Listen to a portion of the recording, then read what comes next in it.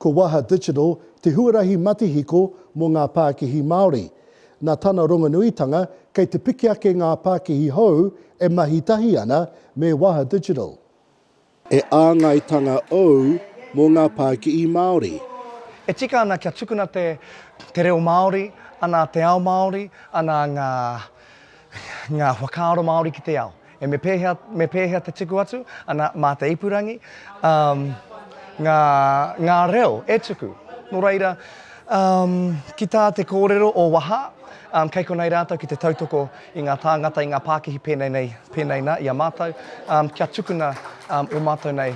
Kia tuti ki pai tātou i o mātou nei wawata, ana kia tukuna o mātou nei whakaaro ki te ao. He kaupapa tino miharo tēnei, ara no ngā hua maha mo tātou te hunga Māori, kei te whaia i te ara hau o te Pākehī, kua te kaumārima tauau e noho hei kaiako i roto i ngā whariwānanga, i roto i ngā kura kaupapa Māori, ana he tauhau, engari he tauhau ki roto i te ao Pākehī, no reira, ko ēnei ngā mahi kei te whāngaihia e Waha Digitals.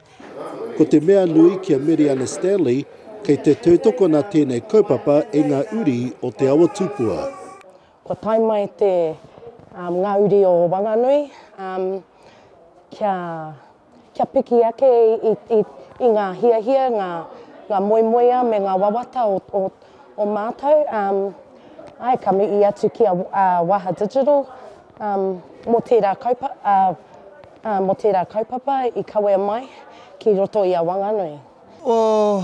Ki tāku nei tirohanga, ko e te i o ngā Pākehī Māori, kei roto tonu i te wāhanga whakaaro, ko e tehi, ka tū i nāi nei. And he opportunity pia, tēnei o ngā wānanga, kia aro atu era i tēnei wāhanga, kia taia rātou te hikoi, te hanga Pākehī, te tuku atu i o rātou whakaaro, kia taia rātou te tū pakari ki roto i tēnei ao. Hei tā tūteri rangi haiata, ko atu i te ono te kau ngā Pākehī hou, ko tūhono mai kia Waha Digital.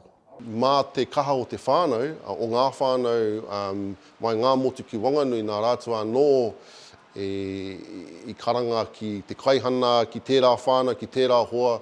E nāi nei, mai whanganui, ki taku tino mohi o tata ki te ono te kaumārima ngā Pākehī Māori, kua hara mai te ako ki konei, i roto i tēnei o ngā whare e tāho. E pāke i turi tō Mariana, ko te awa tupua tana āngai. Ai tāna ko Waha Digital te tatau mā ngā turi. Kia huaki he ngā tatau ki te ao, ngā hua o te awa, ngā ātāuatanga o ngā whenua o tō tātou awa tukukiri, me ngā marae maa o te awa. E kōrero aki tō rātou ki ngā kai Pākehī e whai whakaaro ana kia eke ki runga i te uarai o Waha Digital. Tuatahi, kikaha tātou ki te tuwhera i ngā karu. Kia taia e tātou te kite i ngā opportunities o waha, me e rā atu momo Pākehī. E hāpai nei i ngā tikanga Māori, i a rātou e ārahi nei i a mātou ngā tāngata kia whakatū Pākehī, mā te ipurangi, mā te ahara nei, kia tuku atu ki te ao. Nō reira, kikaha tātou tuwhera ngā karu, whakarongo are ngā taringa. Ka riro i a koutou te wāhanga ki a Waha Digital, kapuhia. Haere kapuhia tēnei taonga me tēnei mātauranga. I runga i te whakapono ki a koe anō. Koera te ātākuatanga o tēnei kaupapa. Nō reira, kaipa ki i mā, kua takoto te manuka, waia te ura i mati iko o Waha Digital. Iriwere rerekura, te reo o te uru.